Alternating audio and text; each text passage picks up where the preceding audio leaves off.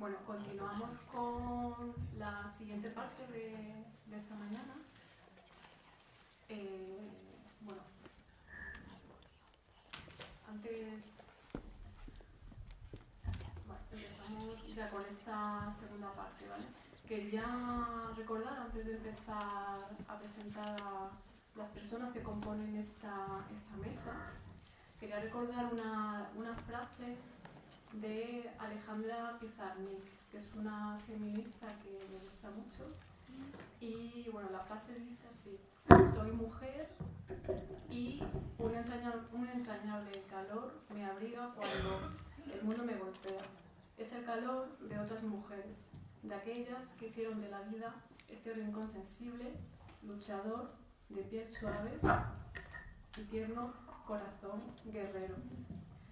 Creo que las personas que están hoy aquí en esta mesa, que tengo la suerte de moderar, pues, bueno, pues son ese tipo de personas de piel suave que hacen que, bueno, pues esta vida sea mucho más agradable. Bueno, vamos a pasar primero a ver la ponencia de Charo Alises, porque Charo se tiene que ir por cuestiones de un viaje que tiene programado justo ahora mismo, se tiene que ir muy rápido. Entonces vamos a hacer una cosa: ella va a exponer su parte y se va a abrir un pequeño turno de preguntas.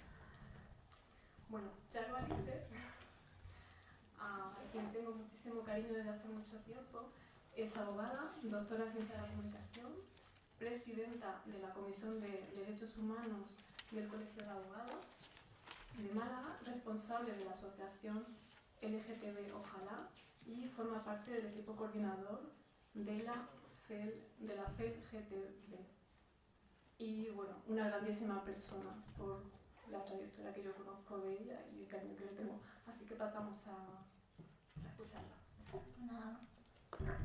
Muchas gracias, Bea, por tu presentación.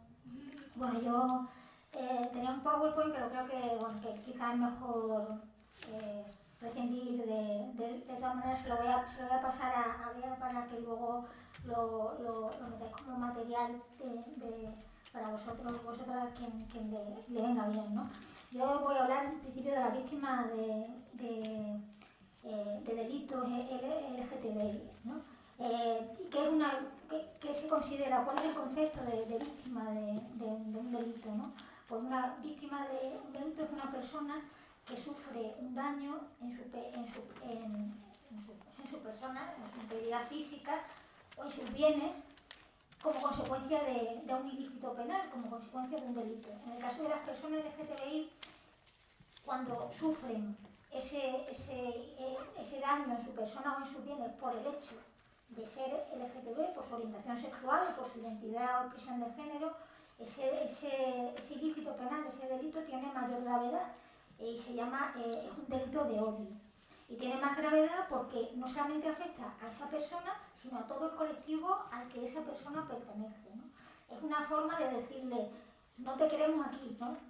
Yo no te conozco, pero simplemente por lo que tú eres, por lo que tú representas, yo no te quiero aquí, no te queremos, la sociedad no te quiere y te excluimos de la sociedad. Por eso los delitos de odio, en concreto los delitos de odio LGTBI, pues tienen un mayor reproche penal, porque por ese plus de ensañamiento hacia las características de una persona o de un colectivo que ni podemos ni queremos cambiar, ¿no?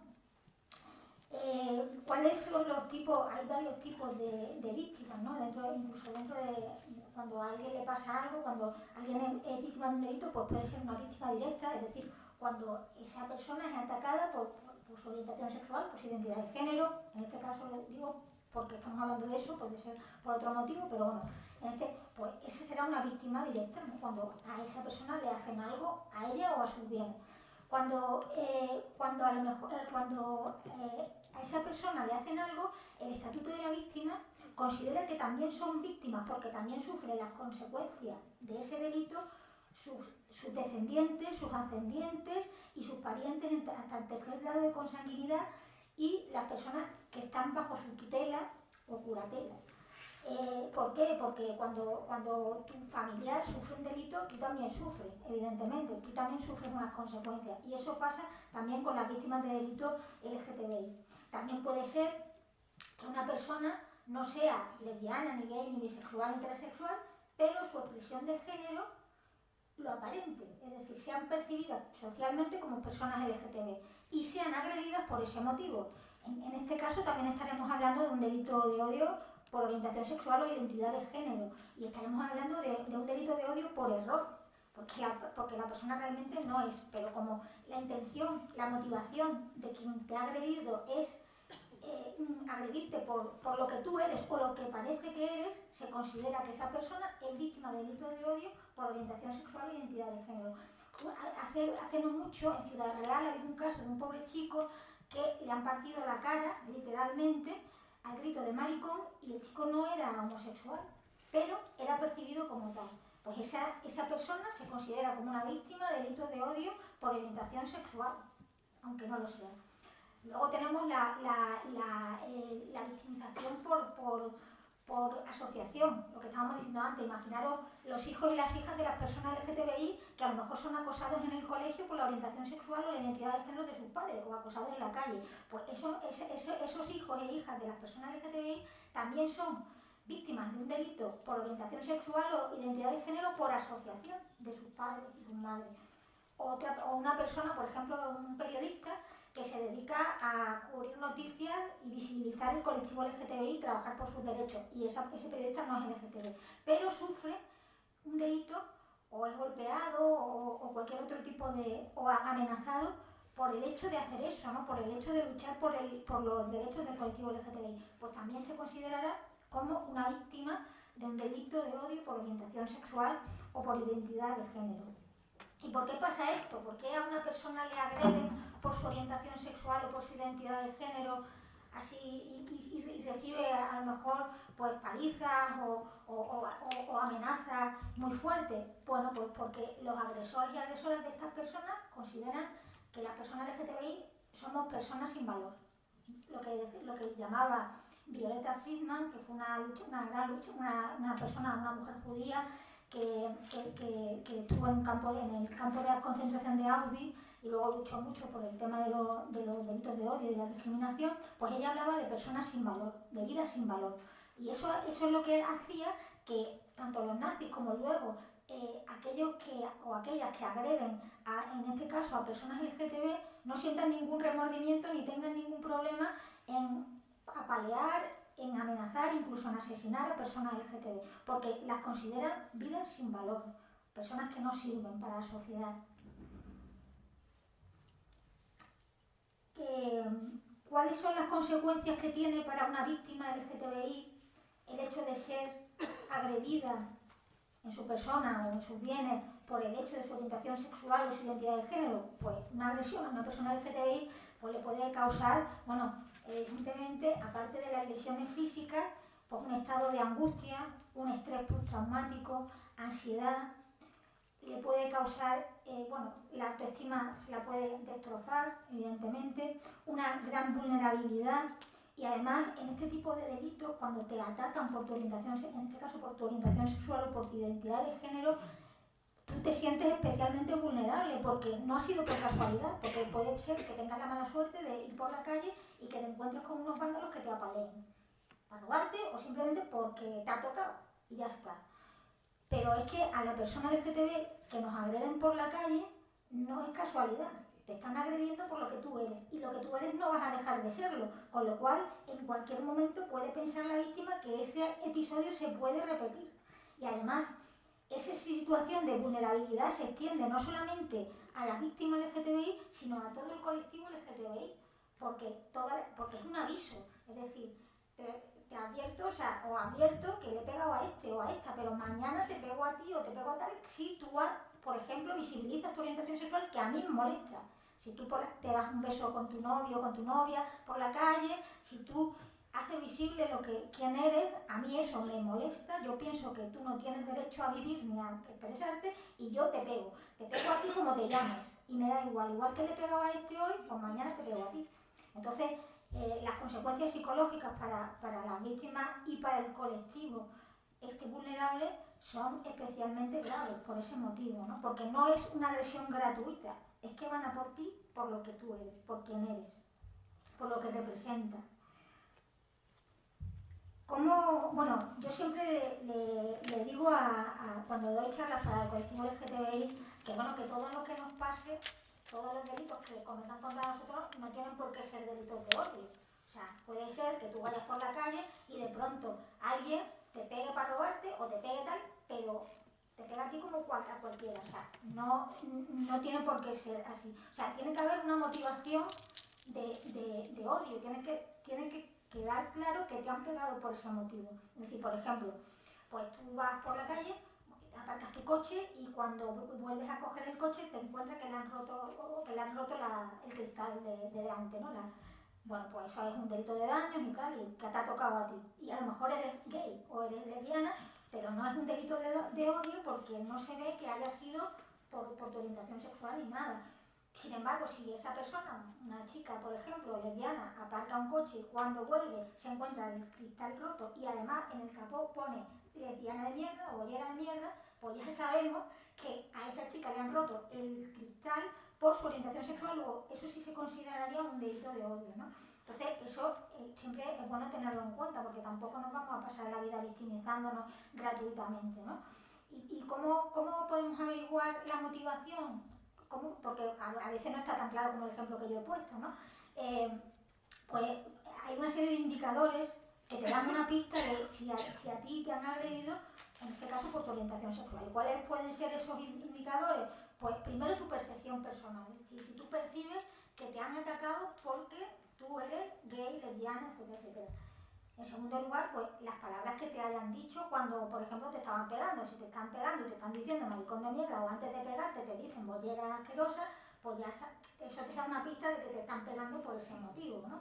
Luego, por ejemplo, el sitio donde te peguen, ¿no? O el sitio donde te agredan. Pues no es lo mismo a lo mejor que te peguen en medio de cualquier calle, que no se vayan a un barrio o a un sitio donde hay pues personas LGTBI que van a tomar una copa, lo que se llama bar de ambiente, y cuando sales de allí te pegan, porque hay gente que va a cazar personas LGTBI. Entonces, bueno, pues eso también puede ser un indicativo. El hecho de que las personas que te agredan tengan tatuajes, tengan algún tipo de simbología nazi o neonazi, que da a entender que, bueno, que son personas que están en contra de determinados colectivos vulnerables, ¿no?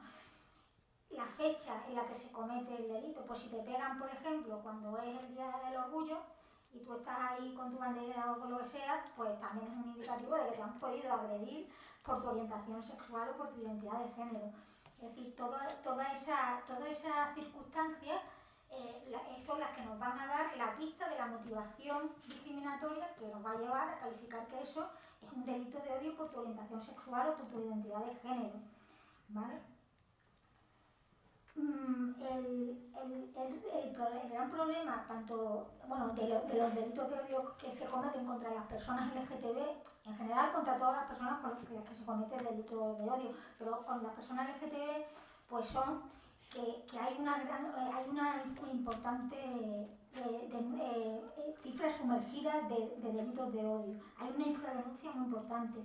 La FRA, que es la Agencia Europea de Derechos Fundamentales, nos dice que solamente se denuncian el 10% de los delitos de odio que se cometen. ¿Y por qué? Bueno, pues hay variados motivos, ¿no? A lo mejor hay motivos que son afines a todos los colectivos vulnerables y otros que son característicos de colectivos determinados. Por ejemplo, en el caso de las personas LGTBI, uno de los problemas más graves que tienen o que les afecta más a la hora de decidir denunciar es el tema de la visibilidad. Porque hay personas que todavía no son visibles, que no han manifestado públicamente su orientación sexual o su identidad de género. Entonces, el hecho de denunciar significa que tienes que hacer visible algo que tú, pues por las circunstancias que sean, no quieres que todavía se haga visible o que nunca se haga visible. Entonces, eso es uno de los motivos que impide que las personas LGTBI denuncien. Luego, bueno, pues el hecho de que piensan que no va a servir para nada, que no se sienten bien atendidos, porque esa es otra, a lo mejor van a la policía, eso yo lo comentaba ayer en otra jornada, que tenía a mi lado a la interlocutora social de la Policía Nacional de Málaga, Y es verdad bueno, que en todos lados pues cenaban, ¿no? Y en la policía también hay gente homófoba.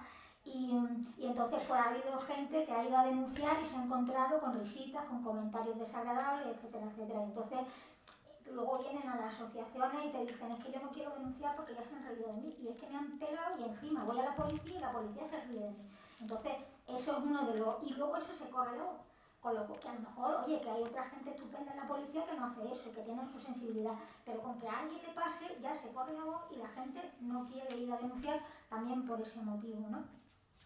Luego, bueno, pues también porque desconocen muchas veces que son víctimas de un delito de odio, desconocen que lo que le ha pasado es de suficiente entidad como para realmente denunciar y no irte a tu casa y decir, bueno, esto no pasa nada, pues ya es que le vamos a hacer y tal. No, lo que te ha pasado es muy grave, es de los delitos más graves que existen, ¿no? El delito de odio por eso, ¿no? Porque no solamente es a ti, es a todo el colectivo al que afecta, ¿no? Y luego, bueno, pues el hecho por ejemplo, si una persona, porque claro, las personas no somos lineales, o sea, yo soy lesbiana, pero además de eso, pues yo qué sé, soy abogada, pues me gusta pasear, me gusta una serie de cosas, ¿no? Tengo una serie de características además de mi orientación sexual. Pues eso le puede pasar a una persona LGTB, porque además de ser LGTB, pues imaginaros que está ilegal en España, está en situación irregular. Pues además de eso, no querrá denunciar porque piensa que si va a la policía encima le van a abrir un expediente de expulsión. Entonces ya es otro motivo añadido por el cual las personas no denuncian, ¿no? Luego, bueno, pues que hay veces que la gente, bueno, que los mandan a la oficina del consumidor cuando lo que han sufrido es un delito, ¿no? Cuando a ti, pues una pareja de chicas está en un bar y se está besando y resulta que llega el encargado y la echa del bar, eso es un delito y está en el Código Penal. Bueno, pues a lo mejor esas chicas piensan que lo que tienen que hacer es pedir el libro de reclamaciones, ¿no? Lo que tienen que hacer es llamar a la policía y poner una denuncia, porque es un delito eso, ¿no? Pues todas esas circunstancias hacen que el número de denuncias sea muy baja, ¿no? Sobre todo también el miedo a las represalias, ¿no? Yo he tenido casos de gente que me ha llamado diciendo me han pegado, que no puedo irme a denunciar porque no me puedo mover, pero ha sido mi vecino y claro, luego yo tengo que vivir aquí y como lo denuncio a ver qué hago. O sea, ese tipo de circunstancias hace que la víctima no quiera denunciar. ¿Y qué pasa? Que esto es una pescadilla que se muerde la cola. Si no denuncia, parece que no pasa nada. Si no pasa nada, no se toman medidas. Si no se toman medidas, hay agresiones. Así, o sea, es un círculo vicioso que hay que romper por algún lado.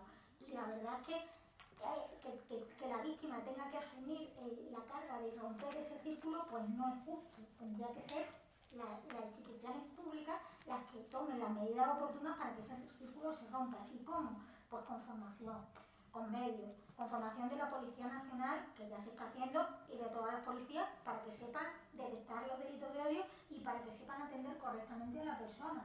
Y luego, bueno, también con formación de los centros sanitarios, para que igual que pasa en temas de violencia de género, pues que se sepa detectar que eso ha sido motivado, no es una agresión normal, que es una agresión motivada por, en este caso, la orientación sexual o la identidad de género de la persona, ¿no? Y eso, como esos partes médicos ya sabemos que va directamente luego al juzgado de guardia, cuando uno va al médico y le dice, o a la urgencia y dice que me han pegado y por eso quiero que me vea, pues el médico inmediatamente pone agresión y lo manda al juzgado de guardia. Bueno, además de agresión, debería haber una casilla o lo que sea que quiera constar por qué es esa, por qué el médico entiende o por qué la víctima entiende que se le ha agredido, ¿no?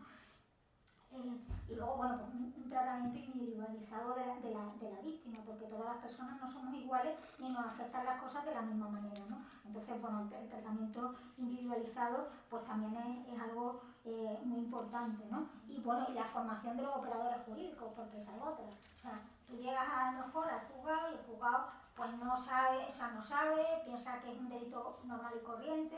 Eso, por ejemplo, la fiscal de odio de Málaga siempre lo dice, que tiene muchos problemas porque luego tiene que rescatar cosas que se han archivado porque el funcionario o la funcionaria de turno, incluso su compañero fiscal o el juez tal, pues no ha visto que eso era un delito de odio y ha entendido que es una cosa leve y lo ha archivado. Entonces, para eso hace falta formación y sensibilidad y el conocimiento de los colectivos, ¿no? Con los que se trata, ¿no? Pues en este caso el colectivo LGTBI o el colectivo de inmigrantes, porque el colectivo de personas con diversidad funcional, porque cada uno tenemos nuestras particularidades y si no nos conoces, pues es complicado que nos puedas ayudar, ¿no?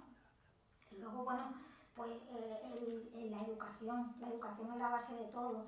Eso que le da tanto miedo a los padres y a las madres, que se hable en los colegios de orientación sexual y diversidad de género a los niños y a las niñas, es que si no se les habla de eso, ¿cómo van a respetar algo que no conocen y que lo único que conocen son el imaginario colectivo, que es tan negativo y que ensucia tanto a las personas LGTBI? Pues ellos lo que tienen es lo que oyen en su casa, hay muchas cosas homófobas y transfobas que se ven en la tele, y entonces para eso hace falta darle, para que los niños y las niñas respeten a las personas LGTBI y cuando sean mayores no cometan este tipo de acciones contra las personas LGTBI, hace falta formación desde pequeño, pero eso en todo. O sea, es que la educación es la base de absolutamente todo en la vida, ¿no?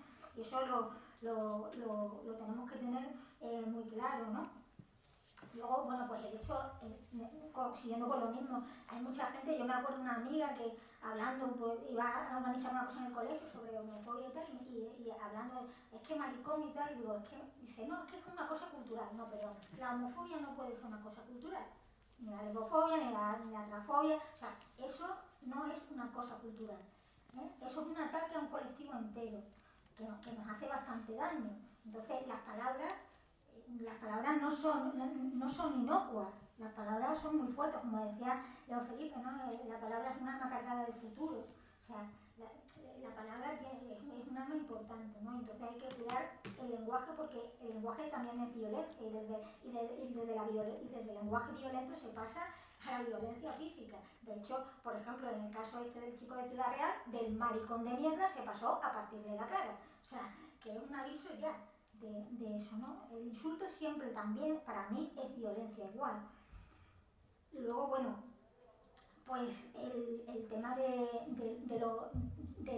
la necesidad de que desde los medios de comunicación se trate con respeto a la diversidad sexual y de género, que todavía no se hace.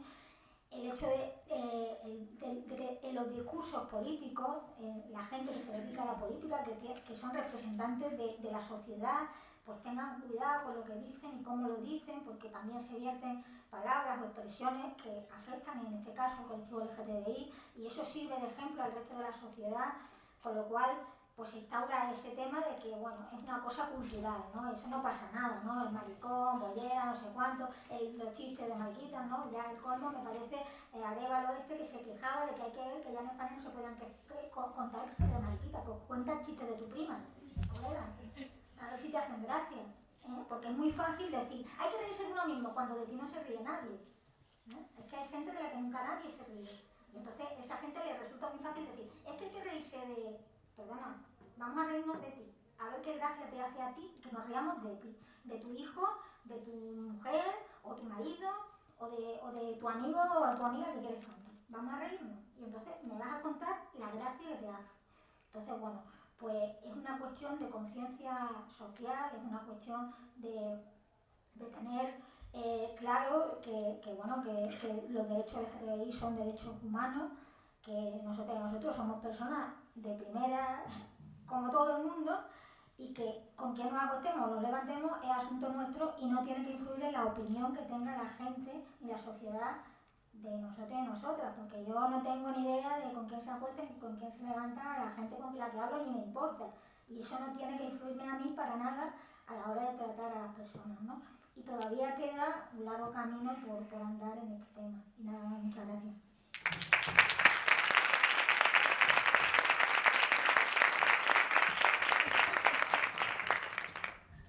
Muchas gracias por la presentación tan estupenda. Y abrimos un pequeño turno de palabras. Ahora cualquier pregunta que queráis hacerle a Charo y aprovecharla porque se nos va dentro de 10 minutillos. Así que bueno, aprovechad.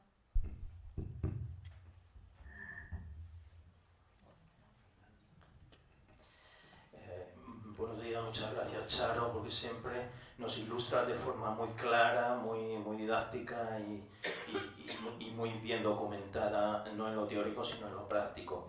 Me gustaría saber un poco tu opinión sobre todo el tema de los delitos de odio, tanto en la última década como ha ido transcurriendo a nivel no solo de casuística, sino de respuesta en el ámbito judicial, penal especialmente, sino también un poco cómo vislumbras tú a corto o medio plazo, también en nuestro entorno concreto, la evolución en este sentido, a disminuir, aumentar. Me interesaría mucho tu opinión en este sentido. Muchas gracias. Bueno, yo pienso que el tema de los delitos de odio, como no es nuevo, ¿no? Que a mí cuando me preguntan esta cosa nueva de los delitos de odio, los delitos de odio existen desde que el mundo es mundo, desde los neandertales que ya consideraban enemigos al diferente porque era una forma de protegerse. Lo que pasa es que nunca se le ha dado la importancia que se le está, o sea, la importancia que tiene, que es la que más o menos se le está dando ahora. Entonces ahora parece que la gente, incluso hay un cierto infecto rechazo, o sea, decir, bueno, es que esto de los delitos de odio y tal, porque cuando se visibiliza algo, a lo mejor se le pone a la gente un espejo en la cara de lo que realmente hace y un poco se le pone la cara colorada de cosas que hace que no debe hacer. Entonces eso crea que la gente se ponga un poco a la defensiva, pero sí que es verdad que desde, por ejemplo, desde la Unión Europea se están tomando muchas medidas para el tema de luchar contra los delitos de odio, cosa que antes no existía, ¿no? Se está creando una conciencia social sobre ese tema que, bueno, supongo que es algo muy lento, como todo en la sociedad, como todo pero yo sí que veo una mayor, primero que se va conociendo el tema, ¿no? Porque hay mucha gente que somos muy pesadas y nos dedicamos por ahí, hay de bolos por todos lados donde nos llaman a soltar el mismo rollo, pero es una manera de que la gente lo entienda y de que la gente vea la gravedad que tienen, ¿no? Y contarlo en primera, pero a mí afortunadamente, bueno, sí, me llamaron bollera de mierda con mi pareja por la calle en Madrid, pero bueno, ya está, una señora que, cerda asquerosa, sí, y no me conoce, no, ni siquiera se acercó a mí para ver si huelo mal o algo. Y sin embargo, pues me llamó ahí en medio de la calle, yendo para Tocha, cerdas asquerosas o algo así, ¿no? O sea que eso todavía sigue pasando, pero yo veo que por lo menos hay movimientos desde muchas instancias. Por ejemplo, el tema de los fiscales de odio están muy concienciados en ese tema y se dedican a, pues lo mismo, a formar a otros fiscales, a los mismos jueces, se dedican a formar a la sociedad en general y a los colectivos sobre este tema. Y se está creando un poco de conciencia y ya eso se oye, ¿no? Y cuando tú le pones a la gente, yo entiendo, ¿no? Las cosas enfrente, delante, ¿no? Y le haces ver que eso que hacen, que les parece a ellos o a ella que no, es inocuo, que no pasa nada, que siempre se ha hecho, que es cultural, los chistes de no sé qué y tal, le pones en la cara lo que eso significa y el daño que hace, la gente empieza a reflexionar, ¿no? Porque tenemos una cultura de no sensibilidad hacia lo diferente, ¿no? Yo creo que sí que hay. Luego, bueno, pues hay campañas sobre todo para visibilizar el tema de los delitos de odio, para animar a las víctimas a denunciar, porque es que eso, como he dicho antes, es fundamental, porque lo que no se ve no existe. Yo siempre se lo digo a los colectivos LGTBI, como no denuncien, lo que no se denuncia no existe. Y si no existe, la gente piensa que te estás quejando de balde. Y que hay que ver que están esta gente, en mi caso esta gente LGTB o esta gente los mariquitas estos, dando siempre la lata y qué más quieren si ya se pueden casar y que quieren que le den una tarjeta Visa por ser marica o qué. O sea, cosas así, ¿no? Que parece que nos quejamos de balde, pero porque no se ve, porque la gente no lo ve. Cuando yo se lo cuento, no, pero si eso ya está superado, cuando yo les cuento cositas, se quedan así como, ¿sabes? No, pues digo, es que tú serás buena gente y tú no harás esas cosas, pero es que todo el mundo es como tú y es que hay gente que lo hace. ¿Y yo por qué tengo que aguantar ni siquiera que nadie me insulte por la calle? ¿Por qué tengo que aguantar yo eso? O tener miedo de darle un beso a mi pareja o de ir un poco de la mano, ¿por qué? Pero ya te digo, yo pienso que por lo menos desde las instituciones hay mayor sensibilidad, se está empezando a hacer algo que antes no se hacía, que es un registro de delitos de odio, que lo hace el Ministerio del Interior desde no hace mucho tiempo. O sea que hay un movimiento ahí para sacar a la luz esto que siempre ha existido, pero que nunca se le ha hecho el caso que se le tenía que hacer. Yo, hombre, quiero ser optimista de que todo esto que hacemos entre todos y todas, pues está sirviendo para algo, ¿no? Y que la gente se está concienciando y que desde chiquitillos y chiquitillas en los colegios se les puede hablar de esto de delitos de odio. De hecho, yo he ido a colegios a hablarle a niños de 10 años de esto, de delitos de odio. Ayer la policía, la interlocutora social de la policía nos dijo que ella también iba a hablarle de delitos de odio a los niños muy pequeñitos, a las niñas, porque que es donde ahí vamos a sembrar la tolerancia, el respeto hacia el otro, ¿no? Yo creo que, hombre, mejor que estamos.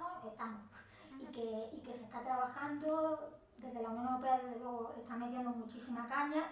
Noruega es puntera desde que le pasó, porque claro, hasta que no te pasa no te das cuenta. Entonces, con lo de Breivik el animal que es lo de Utoya, a partir de ahí Noruega es de las primeras, digamos, potencias, por decirlo de alguna manera, en trabajar los delitos de odio en Europa, y yo creo que a nivel mundial, a partir de eso que le pasó, ¿no? Entonces, yo ya te digo, yo creo que se está haciendo conciencia social, lo que pasa es que todavía queda.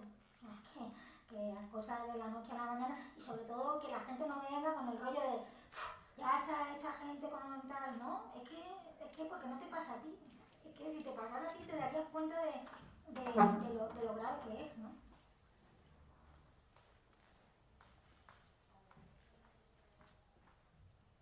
¿Alguna preguntilla más?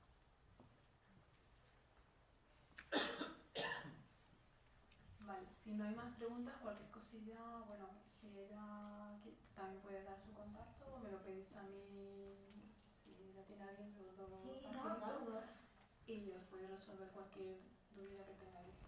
Bueno, nosotros en el Colegio de Abogados tenemos un servicio de atención a víctimas de delitos de odio que no solamente se atiende a gente que ha sido víctima de delitos de odio, o a colectivos o a asociaciones que tienen algún problema de eso, sino cualquier particular, cualquier duda que tengáis. El servicio se llama victimasdeodio@icamalaga.es, ¿vale? Ahí podéis, cualquier duda que tengáis o lo que sea, escribir y sin problema pues ya respondemos lo que necesitéis. No tiene por qué se me ha pasado esto o tal, sino tengo esta duda o quiero materiales o quiero saber dónde puedo encontrar esto o cualquier cosa, ¿no? Ahí podéis escribir cuando queráis y ya está. Y le voy a dejar luego a Bea el Power.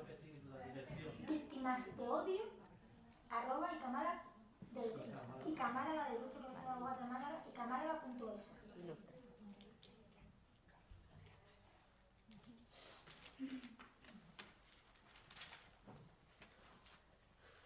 Muy bien, pues muchas gracias. Pues nada, siento tener que irme, pero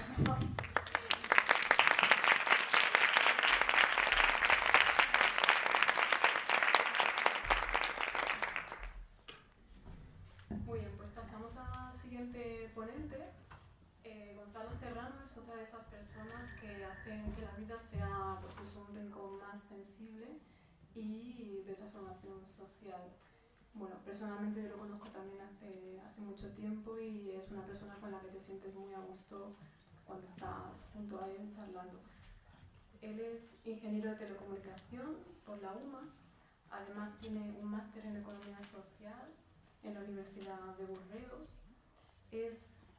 Preside la Federación Andaluza Arcoíris de Asociaciones por los Derechos LGTBI.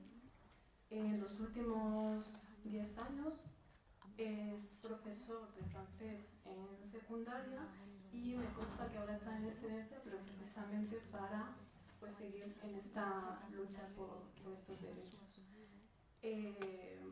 Más cositas así que tenía apuntadas que son importantes. Desde hace 7 años coordina grupos de trabajo con profesorado en centros públicos y desde hace varios cursos ya colabora en la formación de profesorado en universidades, en centros de profesorado también en Almería, Córdoba, Granada y Málaga. O sea que es un luchador imparable. Así que os dejo con él. Bueno, antes de empezar, os vamos a repartir un cuestionario con el que trabajamos en los institutos cuando hacemos talleres desde Arcoíris. Lo hacemos desde Arcoíris, pero en realidad es un material que le proponemos al profesorado que utilice en las tutorías, por ejemplo, con una guía didáctica. Cuando ya todo el mundo lo tenga, si queréis lo revisamos. Y antes de que todo el mundo lo tenga, me gustaría preguntaros varias cosas para saber quiénes son las personas que estáis ahí. Para empezar, ¿hay alguien que sienta que trabaja en el entorno educativo? Que diga, mi ámbito de trabajo es el educativo. Levante la mano. 1, 2, 3 personas. 4, 5, 6, 7, 8. Vale. Personas que trabajan en el ámbito de la abogacía, del derecho. Charo, está ahí, ¿no? Personas que trabajen en el ámbito de la psicología, que sean psicólogas, que tengan Bueno, yo creía que iba a ser casi todo el mundo, pero mucha gente. Vale. Y ahora una pregunta sobre la experiencia con este seminario. Es el segundo. ¿Quiénes de aquí estuvisteis en el anterior que hubo hace ya 2 años? ¿Levantad la mano? Vale. Repetidores. Muy bien. Pero por gusto. Bueno, pues yo creo que voy a usar el mismo PowerPoint que usé hace 2 años. Lo que pasa es que las cosas han vuelto a cambiar mucho. Hace 2 años, cuando presentaba, bueno, que explicaba mi visión desde la educación, qué pasa con la diversidad sexual, lo comparaba con hacía 10 años. Y si lo comparaba con hacía 10 años, pues con el 2005, que era cuando se aprobó la ley del matrimonio y todo el lío mediático que se montó en España se iba a romper por el matrimonio gay, y la familia se iba a romper, y las lesbianas no se iban a poder casar, ni las personas bisexuales, porque el matrimonio era gay exclusivamente. Pues después de aquello, las cosas han evolucionado mucho. Y de hecho lo vemos en los institutos. La proyección, de hecho, que yo tengo aquí, el PowerPoint, es lo que utilizamos para formar el profesorado. Y es uno de esos cambios. Después de aquel seminario que hubo con el COPAO, con el Colegio de Psicólogos y Psicólogas de Andalucía Oriental, los centros del profesorado de Andalucía empezaron a pedirnos que formáramos al profesorado de forma oficial.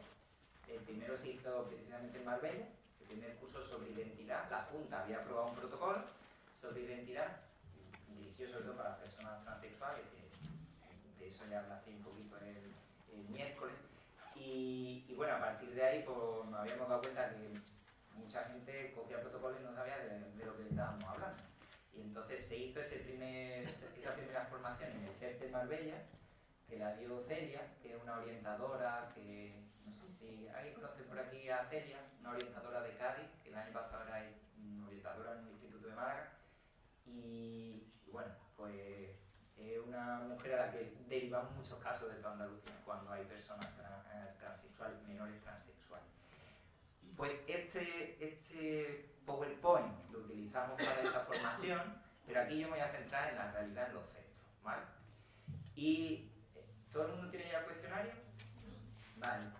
Me gustaría tener una copia también. Muchas gracias. Bueno, cuestionario de heterosexualidad. Fijaos, este cuestionario está, cuando lo repartimos en los institutos, lo repartimos en un tamaño que es la mitad, para ahorrar papel, pero cuando lo hacemos con personas adultas siempre hay gente que dice, esto es muy chico, no veo. Bueno, pues aquí hemos puesto el grande. Y de hecho me sirve para hacer la comparación de dónde venimos. Este no es el cuestionario que estamos usando ahora mismo en los centros educativos. En secundaria hemos cambiado varias cosas. Mirad, por ejemplo, la pregunta número 8. ¿Crees que una pareja de distinto sexo puede formar una familia y educar hijos sin que sea un trauma para ellos? Desde las preguntas están hechas con la intención de señalar a las personas heterosexuales, igual que la sociedad señala a las personas homosexuales y bisexuales, como que tenemos un problema, que tenemos que descubrir nuestra sexualidad, que tenemos que ir al psicólogo, a la psicóloga, que nuestras familias, poniendo en duda todo eso. Eso es lo que hace el cuestionario, ¿vale? Plantear las preguntas al revés, para que las personas que se identifican como heterosexuales pues se pongan en nuestra piel, se sientan por un momento rara, extraños, confusas, y a partir de ahí pues empaticen un poquito y sientan ese miedo que te da a sentirte raro, y a partir de ahí, bueno, pues entiendan mejor. Pues esa pregunta, la 8 que os decía, ya no está en el cuestionario, porque ahora mismo, en los institutos, la gente que está en secundaria, que si os fijáis es la primera generación nacida en el siglo XXI. En los colegios e institutos no hay ya niños ni niñas nacidas del siglo pasado. Ya todo el mundo es gente nacida en este siglo. Eso quiere decir que no tienen tanta basura mental como tenemos la gente que venimos del siglo pasado, que aquí somos todas, ¿verdad? Todas las personas que estamos aquí nacimos el siglo pasado. Pues esto de la familia no les surge ningún conflicto. Si le preguntas si 2 hombres o 2 mujeres pueden tener hijos, criar, adoptar, acoger, ¿y por qué no? Nadie te lo plantea como duda. Entonces, pues esta ya no la incluimos. ¿Qué hemos incluido ahí? Hemos incluido una pregunta que habla sobre la identidad y sobre el propio cuerpo. Porque todavía sigue habiendo personas que cuando creen que alguien es homosexual, eso quiere decir que es que no está a gusto con su cuerpo, y confunden la identidad con la orientación. Por eso este seminario habla de las dos cosas, porque son dos cosas que la sociedad sigue confundiendo.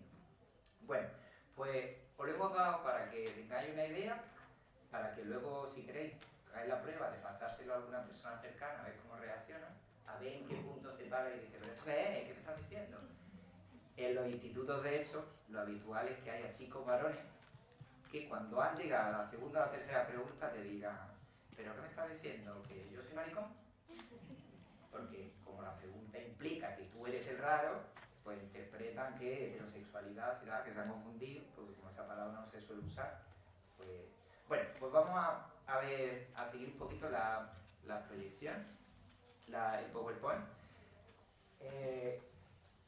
Desde esos tres elementos, el profesorado, el alumnado, la familia, aunque aquí también habría que meter en los puntos educativos, ¿qué pasa con el personal de administración y servicios? Sobre todo quienes están en las conserjerías, quienes abren y cierran las puertas de los centros, quienes cierran las puertas de las clases, que ven como los niños y las niñas que no salen al patio porque tienen miedo, están ahí escondidos. Y son quienes le echan al patio a veces, o quienes les dicen, bueno, vete para la biblioteca sin que se entere nadie. Son quienes detectan cómo un padre o una madre llega al centro y le hablan mal a su hijo o a su hija justo ahí, en la conserjería, mientras que viene el profe o la profe que tiene que rellenar algún papel. Detecta muchas situaciones de violencia que tienen que ver con el género y muchas veces no las tenemos cuenta. De hecho, en este PowerPoint no están incluidas. Más adelante sí, pero no en esta parte. Bueno, sobre el alumnado. Os ponía aquí este vídeo, no sé si lo conocéis, For the Birds, de los pajarillos. Este es un vídeo de Pixar. Si no lo conocéis, os recomiendo que lo apuntéis para buscarlo. Trata sobre las diferencias, se puede trabajar en todos los niveles, de hecho hasta con personas adultas, es muy gracioso. Y como ese pajarillo grande, pues quiere tener amigos y amigas, y los chiquitillos, o las chiquitillas, o quienes sean, quienes están ahí, pues como de primera se dejan llevar por ese miedo a lo diferente, y cómo llegan incluso a poner una situación de agresión.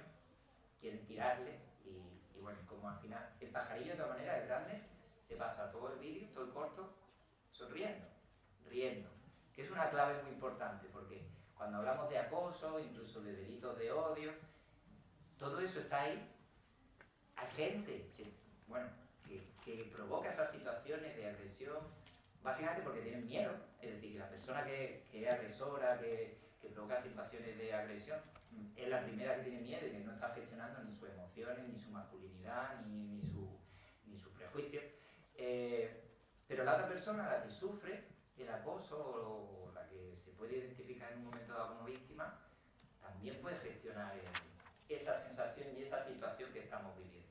Y no es lo mismo que yo vaya por la calle, me digan maricón y a mí se me revuelvan las tripas y yo me vaya a mi casa cabreado y me pase 3 días amargado y sin llamar a mi novio y sin salir porque tengo miedo y porque me han revuelto las tripas, a que yo diga, bueno, será la primera vez que me dicen maricón. Habrá gente que no tenga cultura en este país y que use esta palabra, que es una gestión de el daño está hecho pero el sufrimiento es mío y no quiero sufrir. Entonces eso es muy importante que se lo traslademos bueno, en general a todo el mundo, que el sufrimiento es personal y lo tenemos que superar.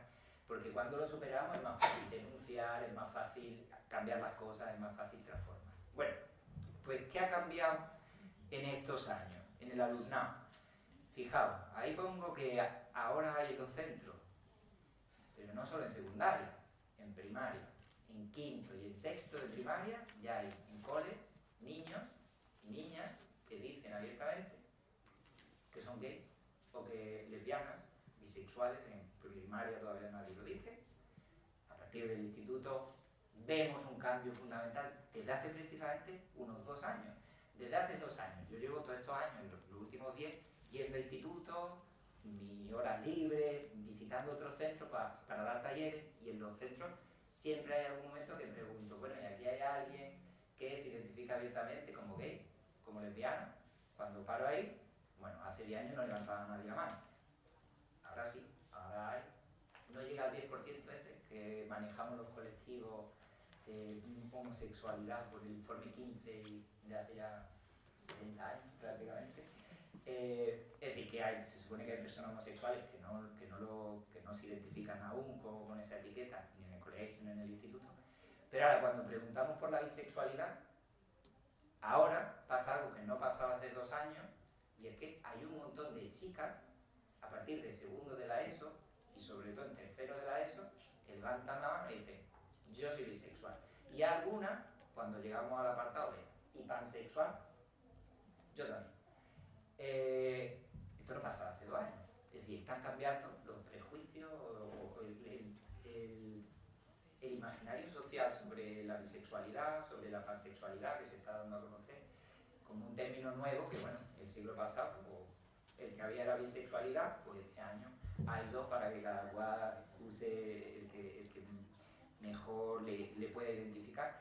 Esta visibilidad está cambiando los centros, porque, como decía Charo antes, si somos visibles, pues la gente sabe que estamos ahí, y si sabe que estamos ahí pasan 2 cosas. El profesorado entiende que tiene que actuar para bueno, integrar a todas las personas que están, y ya son conscientes de que hay chicos y chicas y chiques, gays, lesbianas, bisexuales, transexuales, transgénero, personas no binarias, intersexuales. Todavía yo no me he encontrado en ningún instituto que un alumno o una alumna levante la mano y diga que es intersexual. Vienen a la asociación cuando son mayores, pero personas adolescentes no nos está pasando. Bueno, pues esa visibilidad entonces implica que el profesorado sabe que tiene que actuar, que las familias también son conscientes de que sus hijos y sus hijas están saliendo de los armarios, y entonces, pues, en este momento histórico en el que estamos, que las familias hiperprotegemos a los niños, comparado con hace unos años que las familias eran los aliados de la escuela para regañar, pues ahora las familias estamos como, la regaña un niño porque el niño lo hace todo bien.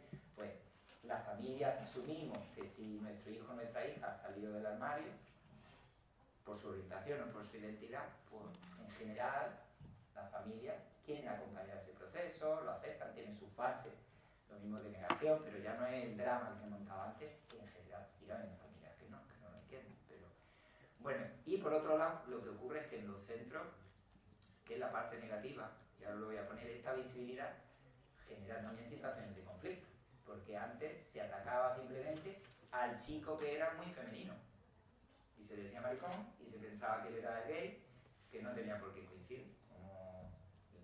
Como en el caso de mi familia, a mi hermano pues le tocó sufrir bullying por homofobia toda su infancia, porque era un chaval muy sensible, muy cariñoso, que no le gustaban los juegos violentos, los conflictos, y entonces pues en el pueblo donde vivíamos para todo el mundo era el mariquita y el maricón. Y él es heterosexual, es heterosexual. De hecho es de esas personas heterosexuales que al llegar a la adolescencia sí que se dio cuenta de que era heterosexual, porque como casi le habían convencido de que era gay, a base de decirle maricón desde su infancia. Pero bueno, el alumnado, algo que también ha cambiado. El apoyo mayoritario de las chicas a la diversidad, a las chicas, a las mujeres, se les ha educado en nuestra cultura para la empatía, para el cuidado, eso se refleja en que las chicas eran quienes estaban ahí para atender, para apoyar, pero ahora ha cambiado su actitud. No solo van a apoyar cuando alguien ha sufrido, es que cuando ven un ataque hay chicas que se levantan en medio de una clase. Yo estoy dando un taller y hay uno que dice, es que los maricones no sé qué, y hay una chica que se levanta y dice, ¿tú qué dices, troglodita? Eso no pasaba ni hace 10 años, vamos, para nada. Hace 2 sí que pasaba, las chicas ya empezaban a estar empoderadas para decir en las clases, levantarse y decir, esto yo no estoy de acuerdo, y lo mismo está empezando a pasar con los chicos.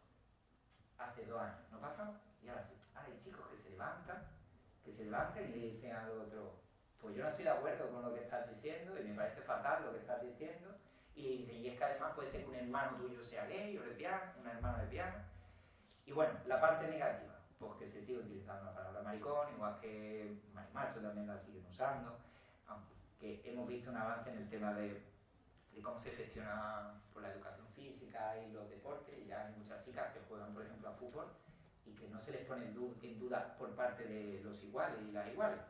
Los adultos sí, siguen diciendo que tu hija se hace jugando al fútbol, pero por los iguales no tanto.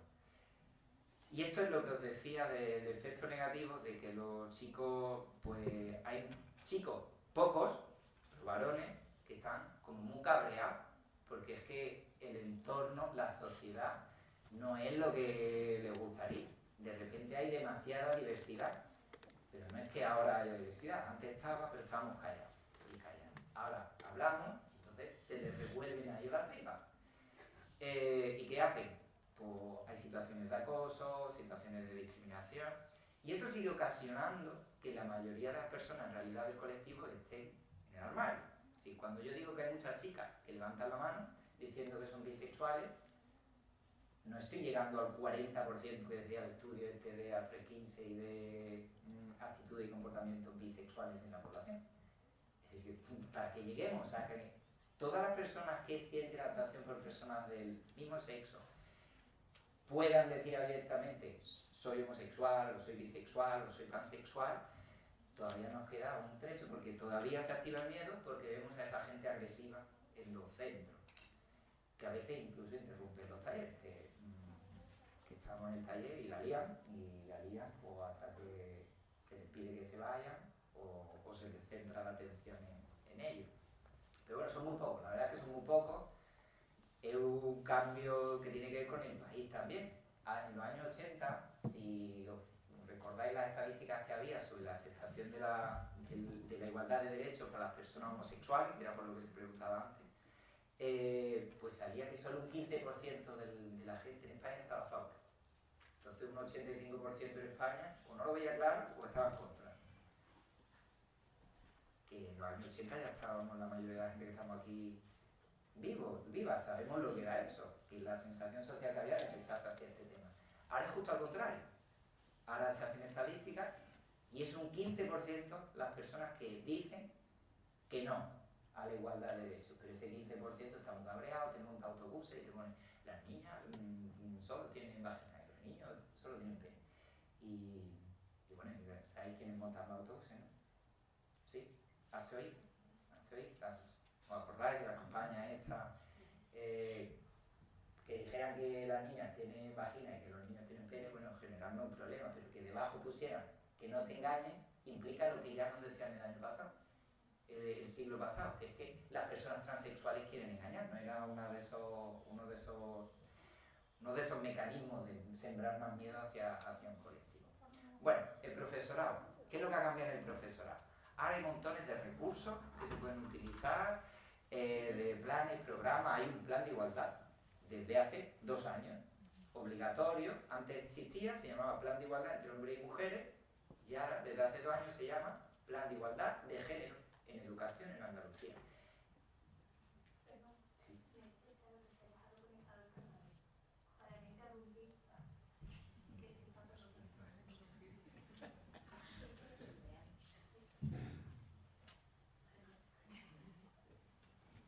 Y bueno, ya aprovecho y pregunto cómo vamos de tiempo. Vale. Pues hay muchos planes, programas. Está el segundo plan de igualdad, que es obligatorio para todos los centros, que hace que en cada centro educativo tenga que haber alguien que lleve el plan de igualdad, y que por fin en este segundo plan de igualdad la inspección tiene encomendada la tarea de supervisar los planes de igualdad, que haya esas personas responsables y que se incluya en esos planes la diversidad de familias, de orientaciones sexuales y de identidades de género. Imagináis que eso está cambiando en los centros educativos, porque es que ya tienen la obligación de hacerlo. Antes era, bueno, pues ciudadanía, 1 horita a la semana, y ya está. Ahora, ¿qué sigue faltando? Pues sensibilidad con el lenguaje, que es muy importante que cuando alguien está en un patio y oye a un alumno, porque suelen ser los alumnos varones, que decirle a otra persona maricón, que le vea la misma gravedad que si le dice a otra persona puta. O sea, un insulto y punto. Pero claro, desde nuestro bagaje cultural es como, hombre, maricón. Es que maricón yo lo decía también cuando era adolescente, es que es normal, es que eso. Y además te lo justifica el profe que te dice, pero maricón, si es que hay que se llaman entre ellos maricón con cariño. O sea, yo tengo amigas que entre ellas se dicen puta, no sé qué. Pero eso no hace que en un centro educativo esté bien, sea permisible y el profesorado no tenga que responder. Que no tenemos por qué responder con agresividad, tenemos que responder con pedagogía. Ir a la persona que ha dicho maricón y explicarle, mira, que puede ser que aquí haya personas que son gay o lesbianas, o bisexuales, o puede ser que alguien tenga 2 papás o 2 mamás y le siente mal lo que estás diciendo, o puede ser que tú mismo tengas en tu entorno a alguien y todavía no lo sepas y estás tirando piedras en tu propia familia. El miedo, esto está también cambiando. Antes teníamos mucho miedo a la reacción de la familia, a que viniera algún padre o alguna madre a decir, ¿y esto por qué se le está hablando a mi hijo o a mi hija? Al profesorado cada vez tenemos menos miedo a este tema, pero sigue estando ahí. Y el miedo a la dirección, al equipo directivo de los centros, porque los equipos directivos están siempre como sobrecargados de papeles y de cosas que tienen que hacer, y cuando llega y les dice, pues voy a organizar una actividad para el día contra la homofobia, sobre homosexualidad, se pone intenso, pero no es en principio, no tiene por qué ser homofobia, es que como tiene tanta carga de trabajo, dices, wow, es que me imagino que la carga va a ser para mí, que soy quien coordina como equipo directivo, y que luego si alguien se queja van a venir a mí. Y eso ya se lo plantean a priori muchas veces, entonces pues ese miedo está ahí. Pero también está cambiando, porque a los equipos directivos pues también les ha llegado el email de que tienen que implementar los planes de igualdad y los protocolos de identidad para las personas trans cuando detecten a alguna persona trans. La baja autoconfianza, y si no lo sé, si me pregunta algo el alumnado, y si le paso este cuestionario y me hacen alguna pregunta que yo no sé resolver, pues muéstrate con honestidad y di, no lo sé resolver, vamos a buscar la información, que es como deberíamos entender este proceso educativo, ser personas sinceras. Y luego la invisibilidad LGBTI, el alumnado está saliendo del armario, pero el profesorado no tanto. El profesorado en los centros educativos no es que se escondan, bueno, a ver, salir del armario, hay mucha gente que dice, pero ¿qué necesidad hay de ponerse la etiqueta de gay, de lesbiano, de bisexual? Es que salir del armario no es ponerse esa etiqueta, es quitarse la etiqueta de heterosexual o la de cisexual. Eso es salir del armario. Luego ya si quieres poner otra, pero es decir, que no, que dejes de suponer que a mí solo me gustan las personas del otro sexo, que me puede gustar el mismo sexo, de los dos. Pues esto en los centros sigue pasando porque, bueno, el profesorado pues somos del siglo pasado, entonces tenemos los miedos asociados a las vivencias que tuvimos el siglo pasado y seguimos creyendo que en nuestro centro va a haber alumnos que nos van a insultar si se enteran de que somos gays, lesbianos, bisexuales, que va a haber profesorado que nos va a dar de lado, que no voy a conseguir ser jefe de departamento si se entera. Pero la experiencia nos dice que quienes dicen abiertamente que son gays o lesbianos, bisexuales en los centros, para empezar viven más tranquilos, porque están viviendo desde la honestidad, pero luego es que una vez que tú das la cara, ¿quién se va a atrever a discriminarte? Puede ser que lo intenten hacer, como dice Charo, siempre va a haber gente que va a intentar fastidiar, pero cuando tú vas con la cara al capó, es difícil que te afecte tanto. Y por último la familia, que sí que han cambiado, que ahora pues tienen un lenguaje más positivo, que parecen ser más tolerantes y respetuosas, y también que ya hay familia, de dos papás y de dos mamás, que van a los coles con sus peques a recogerles de forma conjunta. Hace 10 años, cuando salió la ley, todavía no íbamos con nuestra pareja a los coles, a la puerta del cole, a recoger a los peques, porque no nos creíamos que pudiéramos sin perjudicar al peque, no haya que luego lo insulten, pero ahora ya eso ha cambiado, es como, si es que yo ya he ido a clase, por ejemplo, a decir que soy papá de mi niño y que es gay, que yo soy gay, entonces, ¿qué problema va a haber con que vaya con mi pareja allí a la puerta del cole? Pues eso está pasando, y la transformación también muy grande es la de que haya menores trans que tienen el apoyo de su familia, porque eso hace que los centros se replanteen las cuestiones de identidad de género y se replanteen toda la basurilla mental esta que tenemos en torno a lo que significa ser hombre y mujer. Y bueno, en la familia pues sigue habiendo una parte negativa, sigue habiendo chistes, sigue habiendo comentarios, pero cada vez menos. Lo que pasa es que hay, pues ¿cómo lo sabemos? Porque los chicos y las chicas cuando hacemos los talleres o cuando estamos en clase, pues si hablamos de estos temas siempre hay alguien que dice, pues mi padre eso no lo aguanta. Para terminar, yo voy a plantear varias preguntas que hacemos cuando hacemos este cuestionario y luego les hacemos preguntas para que levanten la mano. Les preguntamos lo primero, si tu mejor amigo o tu mejor amiga te dijera que es gay, lesbiana, bisexual, transexual, intersexual, ¿tú seguirías manteniendo la misma relación de amistad o incluso la mejorarías porque tu amigo ha confiado en ti o tu amiga? ¿Quién está de acuerdo con esto? ¿Quién lo mantendría o incluso lo mejoraría? ¿Qué creéis que levanta la mano? ¿Más de la mitad? ¿Menos de la mitad? Más de la mitad. Más de la mitad, ¿no? Casi todo el mundo. Ahora ahora mismo casi todo el mundo, en los niveles desde primero hasta cuarto de la ESO, levanta la mano. En primero de la ESO se quedan así mucho esperando a ver qué hacen los demás. En tercero de la ESO no esperan, tienen claro ya cuál es su postura. Y ahora, la siguiente pregunta que le hacemos, decimos, fijaos, tenéis una intención positiva, sabéis lo que es, queréis lo que está bien y lo que está mal, pero en el día a día, pues como todo lo que hacen las personas, probable que metáis la pata y no seáis tan conscientes. A ver, ¿quién de aquí no ha dicho nunca la palabra maricón en su vida? Yo eso si lo pregunto aquí, ¿quién levantaría la mano? ¿Quién no ha dicho nunca la palabra maricón en su vida? ¿Una persona? No, ¿quién no? Yo sí. ¿Tú sí? Una persona. Aquí, Bea y Fernando. ¿Qué es lo que suele pasar en los centros educativos? Lo preguntas y sale una persona o dos, suelen ser chicas quienes lo dicen, muchas veces son chicas que son de familias que vienen de otros países, y lo mismo una cuestión del idioma, no ha dicho maricón, habrá dicho otra cosa. Es como una muestra de cómo, si yo no quiero aceptar, ¿por qué sigo usando un lenguaje que genera que la gente piense que soy homófobo o homófoba? Y bueno, pues a partir de ahí vemos la realidad social que tenemos. La gente quiere aceptar la diversidad, tiene ya la conciencia de que es positivo tener alrededor gente diferente, pero en el día a día metemos la pata. Y por eso hay que ser más conscientes. Que yo voy a poner esto al final, que creo que es donde está mi WhatsApp, y os voy a proponer que quien quiera que se lo apunte. Y... ¿dónde está? Por aquí. Después de todos los conceptos y todo.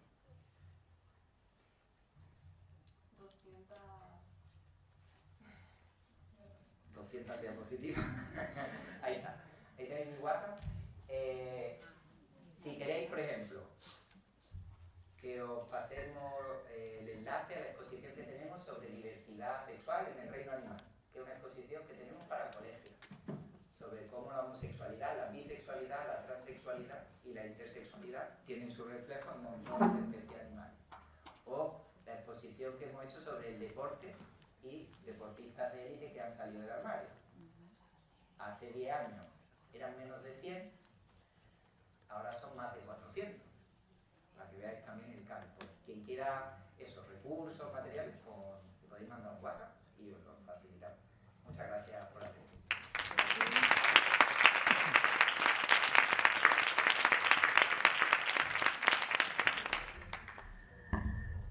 Muchas gracias, Gonzalo, por contribuir tanto a esta conciencia social. Y pasamos a nuestra última ponente de esta mesa, que también me consta que contribuye muchísimo en esta lucha por la transformación social. Ella es Teresa Pineda Sánchez Garrido, es socióloga, feminista, experta en género, feminismo, paz, conflictos y desarrollo. Destaca por su compromiso y labor en el tejido asociativo LGTB y feminista. Ha sido activista en la asociación Ojalá de Málaga y actualmente preside la Asociación de Mujeres Feministas Puntos Subversivos, con la que tengo el honor de compartir también espacio en la asociación. También ha trabajado y colaborado en diferentes ONGs, sindicatos, colectivos independientes. Realiza la incidencia política para la transformación social a través de la articulación, el empoderamiento feminista y la movilización social. Creo que es un lujo que tengamos aquí hoy a Tere. Y bueno, pues te dejo toda la palabra. Hola, buenas tardes ya. Para mí también es un lujo estar aquí con este grupo además tan variado, ¿no? Que he sabido ya un poquito más de vosotros y vosotras, gracias a las preguntas que ha hecho el compañero. Y bueno, tenemos solo un pequeño ratito para poder revisar un poco con perspectiva de género cuál es la situación de la orientación sexual hoy en día. Creo que hay tantas cosas aquí que debatir que voy a tratar de dar un enfoque en el que no nos quedemos solamente viendo, o sea, que no hagamos solamente una mirada hacia ellas, ¿no? Hacia las mujeres lesbianas y bisexuales como un objeto de estudio, ¿no? Sino al revés, que desde la mirada de las mujeres lesbianas y bisexuales podamos llegar a ver qué se está rompiendo, qué se está fragmentando, qué discursos y qué teorías están poniendo en cuestión esta sociedad que tenemos ahora mismo, ¿no? Esta sociedad patriarcal y heteronormativa. Yo creo que se ha aportado muchísimo desde estas teorías, desde las teorías feministas y queer y del movimiento lésbico a la sociedad, y creo que puede ser un punto muy interesante, que aunque tenemos poco tiempo, pero está bien que así por lo menos podamos dar unas pinceladas. Entonces, desde mi perspectiva, a ver, para empezar, sí que creo que es importante señalar que como mujeres lesbianas y bisexuales no se sufre solamente, como se suele decir, una doble discriminación, ¿no? Como si las discriminaciones fueran algo que simplemente se suman y ya está. Yo creo que todo el mundo aquí seremos conscientes de que la situación que tenemos las mujeres en el colectivo para nada es la misma que la de los hombres, que hasta ahora han estado en los medios de comunicación, que hasta ahora han estado, bueno, incluso valorados públicamente en este momento, digamos, por poder hacer pública su homosexualidad o su bisexualidad.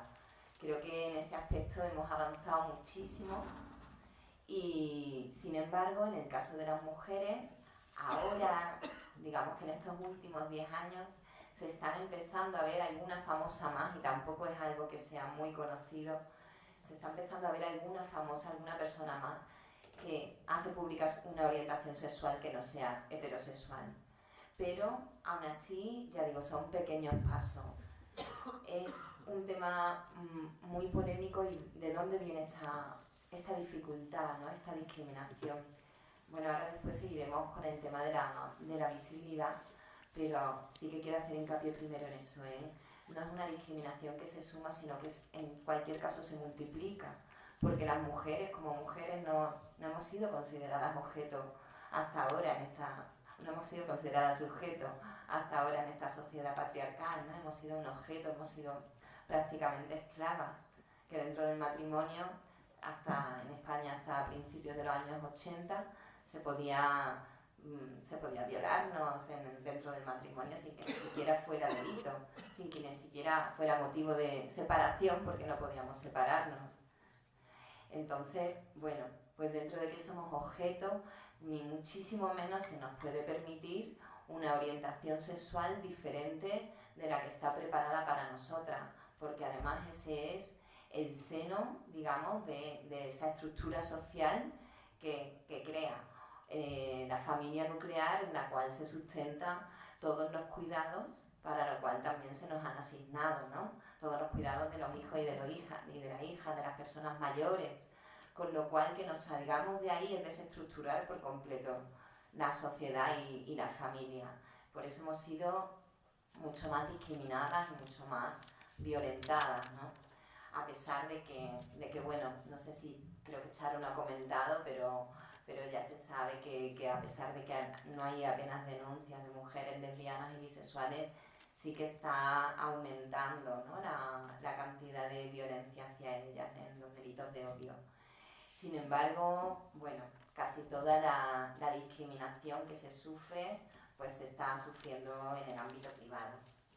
Voy un poco, entonces, a que primero tratemos de empatizar con esta situación y de conectar con la situación que tenemos hoy en día, para después ya volver un poquito más a estas teorías, ¿no? Las mujeres hoy en día que se han dicho públicamente, se han visibilizado, decimos nosotras, ¿no? Como lesbianas o como bisexuales, bueno, pues se ha generado sobre todo como dos respuestas principales. Una ha sido una hipersexualización, o sea, dos chicas van por la calle, y también creo que es importante señalarlo después de hablar de los delitos de odio, porque aunque no sea un delito de odio, pero si dos chicas vamos por la calle cogidas de la mano o nos besamos, a lo mejor lo más habitual no es que nos peguen, a lo mejor lo más habitual es que algún chico nos haga alguna bromita en plan de que quiere participar, ¿no? ¿Que esto no sea un delito de odio? Pues seguramente no. ¿Que esto no sea denunciado? Pues no conozco ningún caso en el que se haya denunciado algo así. Pero que esta hipersexualización de las mujeres lesbianas y bisexuales también genera un rechazo profundo, incluso un autorrechazo de ellas, ¿no? En las que se siguen sintiendo como bajo esa mirada heterosexual y heterocentrista, atacadas por no ser respetadas por la orientación sexual que tienen o por la práctica sexual que están teniendo ese día. Entonces, bueno, esa es una de las principales formas de rechazo que yo encuentro, además como muy aparentemente vistas bajo, bueno, si les he dicho casi un piropo, ¿no? Que qué bonito verlas juntas y que qué lindo, que quiero participar, o sea, y sin embargo, pues claro, es percibido, como es normal, como una forma de molestia más en tu día a día en el que no puedes ejercer libremente las prácticas que quieras de besar a tu pareja o a una amiga o a quien sea. Además, en el momento que una mujer dice ser bisexual, pues también es visto en el imaginario masculino que parece que si pones además mujer bisexual en el Google, en cualquier sitio, pues casi que lo primero que te aparece ya son cosas como para que esa mirada masculina los vean como objetos de deseo, ¿no? Entonces, bueno, salir de ahí está siendo muy complicado. Nada que ver con el tema de los hombres, ¿no? Que nunca se han hecho prácticamente ese tipo de bromas sobre ello. Yo no veo que los hombres se besen por las calles y ninguna mujer nos paremos a decir, madre mía, danos otro beso, por favor, ¿cómo nos pone, no? No. Hasta ahora no me lo he encontrado nunca, afortunadamente, no quiero que le demos la vuelta a la tortilla porque es muy desagradable. En cambio, cuando también una mujer es lesbiana o incluso es bisexual, pero resulta que su expresión de género es diferente de la hegemónica, o sea, esa chica, digamos que, aunque no está bien dicho así, pero digamos que es un poco masculina en la forma de vestir, se está saliendo un poco de lo esperado, ¿no? De las expectativas sociales que tenemos en ella. Bueno, pues las críticas también ahí aumentan. ¿Por qué tiene que parecer lesbiana? O sea, te dicen mucho, ¿no? Y me ha hecho mucha gracia este test de que también deberíamos ver así, ¿por qué nos cuestionamos que las personas homosexuales o bisexuales tenemos que ir aparentando algo o tenemos que ir disimulando algo? ¿Y por qué se confundirá tantísimo la orientación sexual, lo que te gusta, ¿no? Como ha dicho el compañero, con la expresión de género? Entonces dicen mucho, bueno, si es que yo he escuchado muchísimo y a eso le llamamos plumofobia, fobia a la pluma, ¿no? He escuchado muchísimo, pero sí, a mí me parece muy bien que existan las mujeres lesbianas y bisexuales, pero ¿por qué tienen que ir por ahí haciendo ostentación de ello? Y digo, ¿cómo se hace ostentación de una orientación sexual, no? Bueno, creo que es importante ver con qué se está rompiendo, ¿no? No todas las mujeres que son, digamos que masculinas, son lesbianas o bisexuales, pero desde luego que las mujeres lesbianas y bisexuales están rompiendo mucho, y ahora veremos también cómo no solo en la práctica, sino en la teoría, con esta forma de entender la sociedad como dividida en dos géneros. Ya queremos un poco romper con esa existencia de dos supuestos géneros completamente cerrados a los que tenemos que adherirnos a uno o a otro. Tenemos que ser o femeninas o masculinas, y a ser posible las mujeres tenemos que ser femeninas y ellos masculinos para que seamos aceptados y aceptadas, ¿no? Creo que de cara al orgullo LGTB, que se celebra, bueno, en diferentes ciudades, pero el más famoso aquí dentro del Estado español es en Madrid, habréis escuchado, y de hecho hay una polémica muchas veces, incluso dentro del colectivo, la verdad que también la hay, pues ¿por qué se hace tanta ostentación de esa pluma, ¿no? ¿Por qué tienen que ir vestidos y vestidas de esa manera? ¿Por qué no simplemente aparece, pues yo qué sé, pues una persona vestida normalmente y bueno, y se trata de llegar a este discurso de normalizar, digamos, la orientación sexual, las orientaciones sexuales diversas. Y bueno, detrás de eso hay muchas personas que, pese a que algunas expresiones que encontramos en el orgullo y en otros muchos espacios nos pueden molestar, en el caso de las mujeres feministas nos molestan principalmente cuando nos encontramos con expresiones machistas en las que a las mujeres somos parodiadas, que eso es algo que es cierto que ocurre, igual que ocurre en carnavales, ¿no? Cuando los hombres se visten de mujeres para parodiarnos y para reírse, pues también nos encontramos muchas veces que podemos tener esa crítica.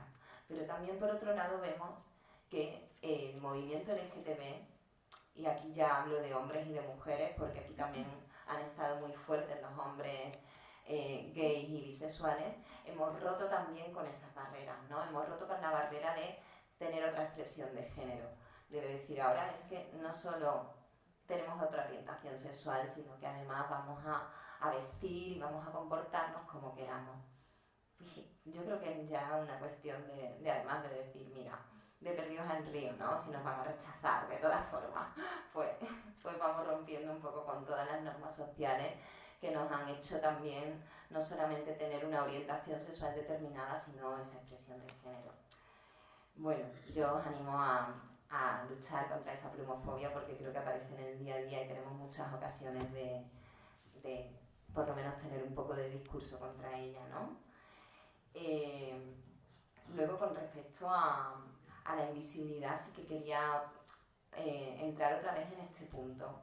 Creo que es un tema que nos preocupa mucho a las mujeres lesbianas y bisexuales y bueno, creo que a toda la sociedad nos viene preocupando el tema de esta visibilidad, que además es verdad y es cierto que ocurre, ¿no? O sea, yo he sido presidenta de la asociación Ojalá, he participado y he sido activista en el movimiento LGTB y es muy difícil que haya mujeres lesbianas y bisexuales en primera línea. Siempre, la mayor parte de las veces, se encuentran en segunda línea explicándote que su padre pasa esto si salen los medios de comunicación, explicándote que no quieren por diferentes motivos y bueno, y yo también me encuentro por otro lado pues muchas personas diciendo es que si ellas no salen del armario como lo han hecho los hombres, pues es imposible que se llegue a ver una igualdad, ¿no? Es imposible. Y entonces parece que de repente toda la responsabilidad queda de manos de las mujeres lesbianas y bisexuales, invisibilizando además al mismo tiempo por completo toda la discriminación, la especial discriminación, que ya digo que no solo es doble, sino que para mí se multiplica hoy, que sufrimos, ¿no? Entonces, bueno, pues me parece aquí importante ver y distinguir. ¿Hay una responsabilidad como colectivo? Yo creo que es una pregunta que tenemos que hacernos. Tenemos una especial responsabilidad, tenemos que decir públicamente, oye, soy lesbiana, soy bisexual, soy de género fluido, soy de... no lo sé. Desde luego hay muchas opiniones muy diversas aquí y a mí sí que aunque no me voy a posicionar por completo, me parece que es bueno que parte del proceso personal y de la reflexión de cada cual aquí lleguéis a la opinión que consideréis más oportuna, pero sí que me parece importante por lo menos distinguir que aunque como reto está y que las mujeres lesbianas y bisexuales puedan decir en cualquier momento de su vida sin que suponga ningún problema su orientación sexual, es más, que puedan no decirla y expresarse libremente, sí que es verdad que hay que distinguir ese reto que tenemos del proceso que están viviendo ellas, ¿no? Porque no sabemos concretamente con qué situación familiar se encuentran, porque podemos estar, y en muchas ocasiones, muchas mujeres que han venido a Ojalá se encontraban como con esa casi obligación de decir, oye, pero ¿cómo voy a venir aquí si es que a mí me da vergüenza? Porque luego aquí sois todas súper abiertas y de repente yo vuelvo a mi casa y yo tengo que estar disimulando. Y es como, mira, es que aquí no obligamos a nadie, aquí entendemos que el proceso de cada cual es complejo.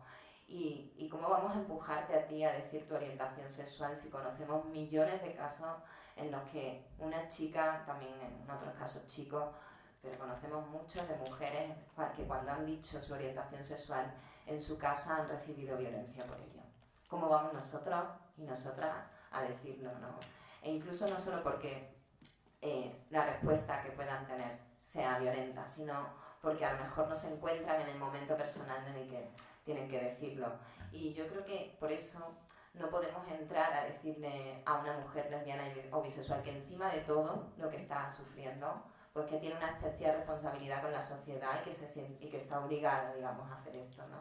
Aunque al mismo tiempo sí que creo, y aquí ya hago de abogada del diablo, me pongo en el otro plano, que soy muy fan de Beatriz Gimeno, que os animo a seguirla por el Facebook, y tiene además un libro buenísimo que se llama Historia y análisis político del lesbianismo, que bueno, Beatriz Gimeno, en una cena que estuvimos justamente con Charo, que se acaba de ir, ella y yo, y otras compañeras de Ojalá, y decía, es que, a ver, en otros países están matando a la gente por decir su orientación sexual. Existe pena de muerte todavía hoy en día en muchos países. Y aquí en España también hay mucha gente que por no tener el mismo grupo social que nosotros y nosotras, ¿no?, están sufriendo violencia por ello. De hecho, ya hay muchas mujeres, por ejemplo, gitanas, ¿no? Hay una asociación de mujeres gitanas por la diversidad, se llaman, que también están muy activas y también os animo a seguirlas. Y bueno, estamos viendo que es verdad que todavía hay muchos colectivos que sufren especial violencia. Entonces ella dice, bueno, por toda esa gente debemos decir nuestra orientación sexual, quienes sabemos que no vamos a tener una especial represalia. Entonces, bueno, también es verdad que creo que esa visión está ahí, pero yo lo sigo viéndola como un reto al que cada cual pues debe llegar poco a poco. Otro de los puntos con los que nos encontramos es el tema de que nos llaman, como que dicen que nos quedamos en nuestro gueto, ¿no? Y especialmente nos lo dicen a mujeres lesbianas y bisexuales las poquísimas veces que decidimos hacer, pues yo qué sé, una fiesta solo de mujeres o cosas así, o simplemente pues porque haya grupos de mujeres lesbianas y bisexuales que se reúnan principalmente entre ellas. Esto está requete mirado con lupa, o sea, creo que jamás se acercan tantos hombres como cuando se dice esto.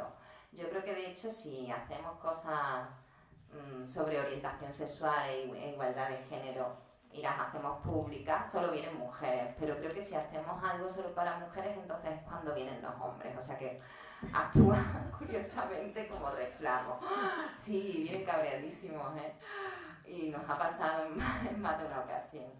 Entonces, bueno, ¿por qué lo que nosotras en muchas ocasiones hemos llamado separatismo táctico, ¿no?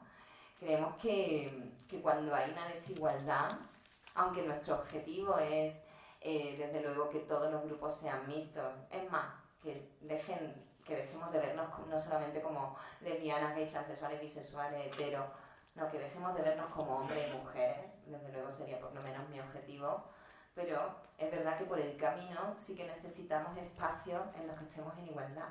Y con los hombres, incluso con los hombres gays y bisexuales, en muchas ocasiones no lo estamos. En muchas ocasiones nuestros compañeros activistas LGTB con los que LGBT, con los que tanto compartimos, hasta yo me lío con las siglas, pues necesitamos un poquito de espacio para poder tener conversaciones de temáticas que solo nos están afectando a nosotras por ser mujeres. Entonces, sí, 5 minutos, ¿vale? Entonces, bueno, sí que es otro de los puntos que yo creo que debemos también seguir luchando por explicar hacia afuera, ¿no?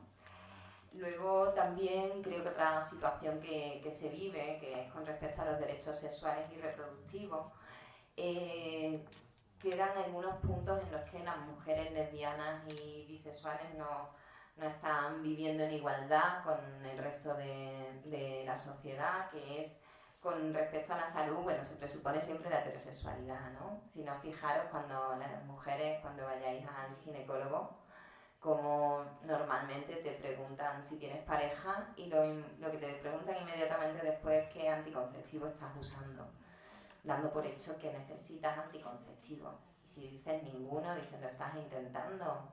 Y no, y bueno, siempre se va presuponiendo eso, ¿no? Cuando es verdad que es importante que en los test por escrito, que en el protocolo de actuación ginecológica, pues bueno, se vaya teniendo en cuenta que hay otro tipo de orientaciones sexuales, no solamente para no presuponer la heterosexualidad, sino también pues para informar de las diferentes barreras que hay de transmisión sexual que cambian y que son diferentes y específicas para mujeres que tienen sexo con mujeres. Hablamos, por cierto, de mujeres que tienen sexo con mujeres en estos casos y no de mujeres lesbianas y bisexuales, porque una mujer en un momento dado puede tener pues una práctica sexual o una práctica homosexual sin que por ello se tenga que definir como lesbiana o como bisexual.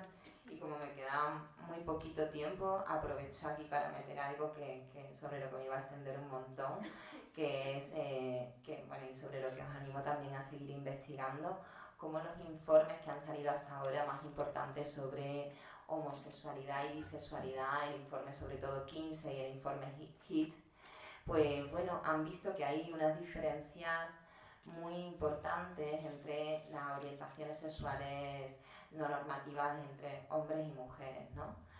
Entre mujeres se ha visto, bueno, en estos casos, en el informe además, en estos informes han llegado a hacer como un punto en el que no solamente existen varias orientaciones sexuales diferentes, sino que se habla de una orientación sexual fluida, y entonces hay una escala del 1 al 7 donde en el 1 creo que estaba la heterosexualidad, en el otro lado la homosexualidad, y en medio pues hay muchos puntos en los que según te sientas a lo mejor atraída por mujeres, pero a lo mejor no las veas como una posible pareja. En fin, hay muchos puntos intermedios en los que una persona se puede posicionar. No tienes por qué verte en la obligación de decir soy bisexual y entonces parece que te tienen que gustar exactamente por igual hombres y mujeres, o soy heterosexual pero no digo que me gustan un poquito las mujeres porque en realidad pues solo he tenido esta historia con una, o solo...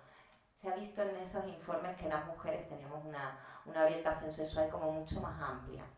Y sí que me parece importante señalar esto porque de hecho hace poco incluso salió una noticia a propósito de un informe que todavía no me he podido leer, que casi cuestionaba si existía heterosexualidad entre las mujeres, ¿no?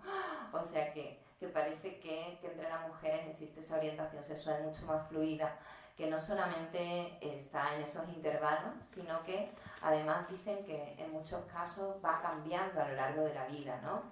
Parece que además tenemos mucho menos homofobia y bifobia, con lo cual nos permitimos a nosotras mismas, bueno, pues ir variando según nuestras circunstancias, nuestro contexto y disfrutar de la sexualidad de una forma mucho más amplia. De hecho, se decía en ese informe en el Kinsey, ¿no?, de los años 50. De los años 50 ya decían que las mujeres lesbianas eran las más satisfechas que salían en todo el informe. Así que bueno, que cuando hablamos entonces de ese 10% del colectivo LGTB tenemos que recordar siempre y además recordar que las mujeres hemos puesto ahí el punto de atención en que parece que no, que parece que las personas que se cuestionan esa heterosexualidad pues pueden ser incluso mayoría dentro de las mujeres.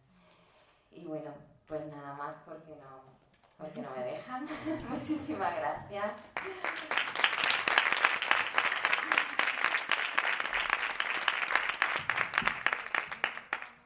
Muchas gracias. Siento haber sido aquí la mala, pero bueno, ahora podéis aprovechar y hacer todas las preguntas que queráis hacer y aprovechar también que están aquí estos dos estupendos ponentes para ampliar la información. Muchas gracias tanto a Gonzalo como a Teresa por vuestra sintetizada y clara exposición. Yo, para romper el hielo y facilitar un poco, quiero hacer 5 pequeñas aportaciones, lo más breve posible. En primer lugar, animaros a revisar el lenguaje del cuestionario este, me parece muy positivo, sobre heterosexualidad, porque, bueno, desde la 4 hasta la 9ª pregunta pues, es mejorable. En la 4 olvida padre y madre, bien, vale. En lugar de amigos, amistades, palabras inclusivas, etcétera, etcétera, en todo lo que se pueda, porque siempre tener una actitud permanente de autorrevisión de nuestro lenguaje, nuestro uso del lenguaje a nivel oral y sobre todo escrito, igualitario, inclusivo, es muy conveniente.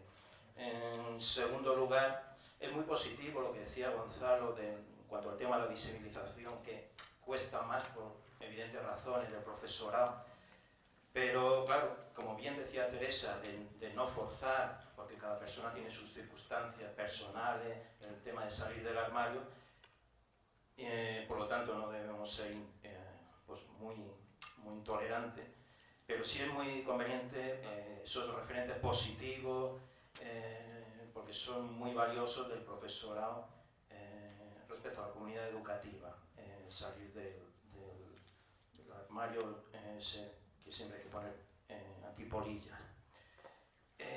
Luego, en tercer lugar,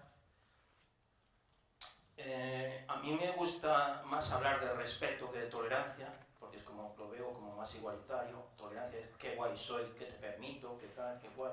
Igual que me gusta más mejorar que cambiar, es más detallado, o amar que querer. Entonces, la palabra tolerancia procuro eliminarla por eso que digo, de que parece que me sitúo en un plano de superioridad, ¿no?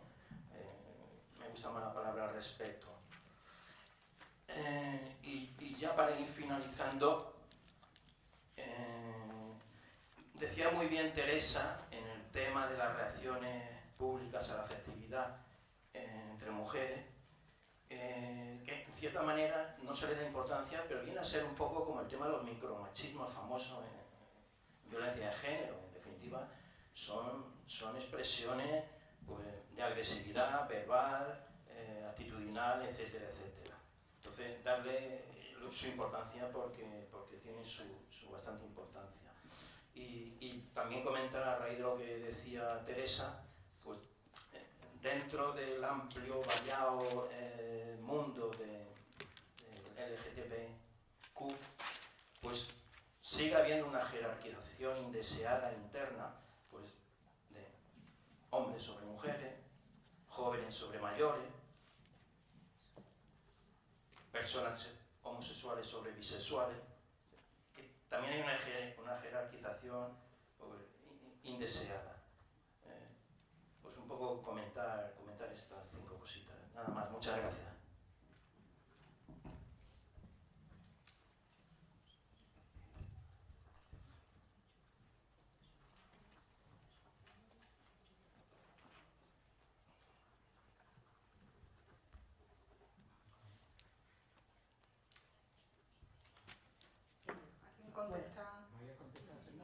Sí, yo, bueno, como es muy cortito, casi mejor lo hacemos sobre la marcha, ¿no?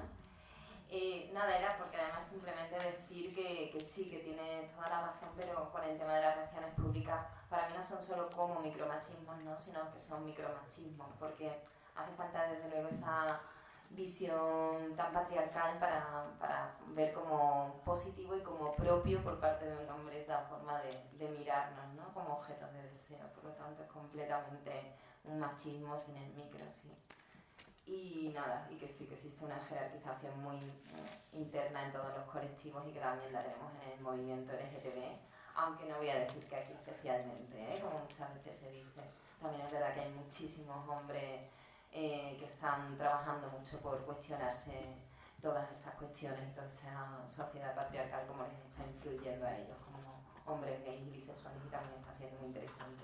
Pero sí, evidentemente son parte de esta sociedad y por lo tanto también machistas.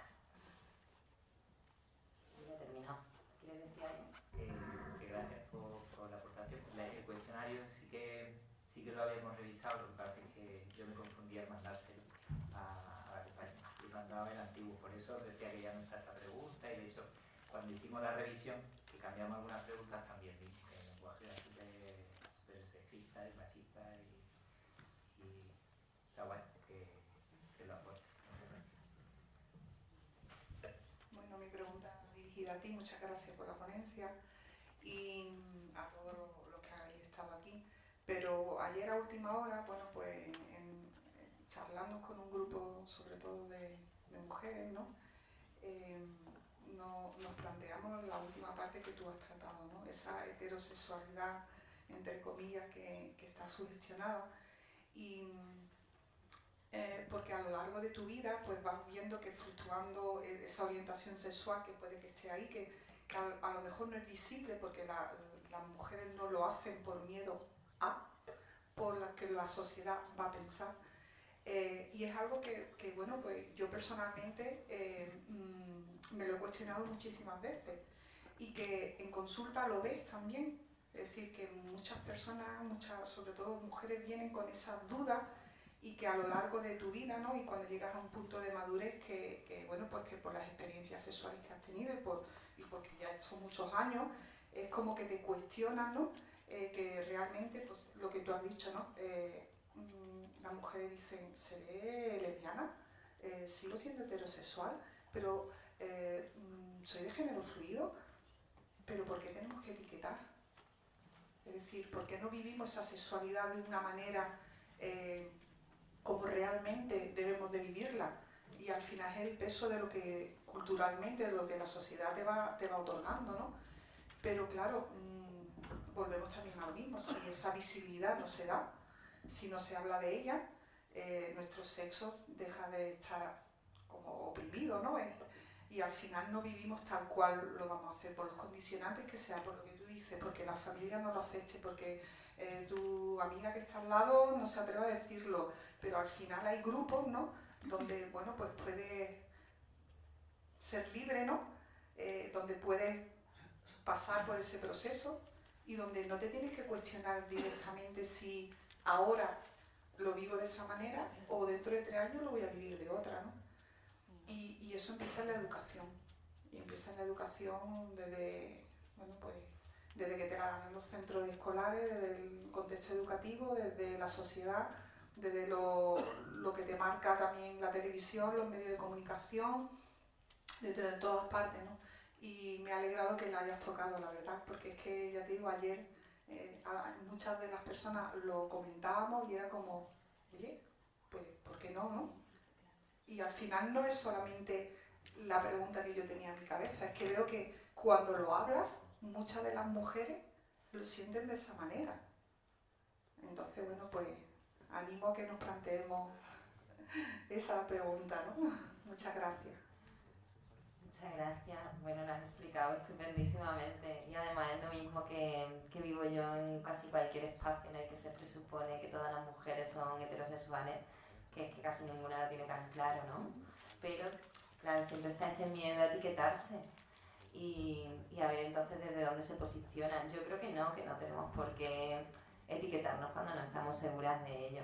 Ahora sí que, volviendo un poco a lo anterior, sí que creo que hay lo utilizamos muchas veces la orientación sexual y la decimos, aunque no creamos que en un futuro debamos vivir de esta manera, pero sí que creo que, bueno, quizás por el camino visibilizarlo para quien sí está preparado para ello, para quien no, para así que ir cambiando un poco los esquemas que tenemos hoy en día.